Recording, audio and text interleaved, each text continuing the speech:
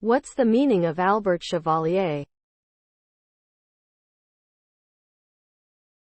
Albert Chevalier. Albert Chevalier. Albert Chevalier. Albert Chevalier. Albert Chevalier. Albert Chevalier was an English music hall performer and comedian born in 1861. He was famous for his songs and monologues that depicted working-class life in London.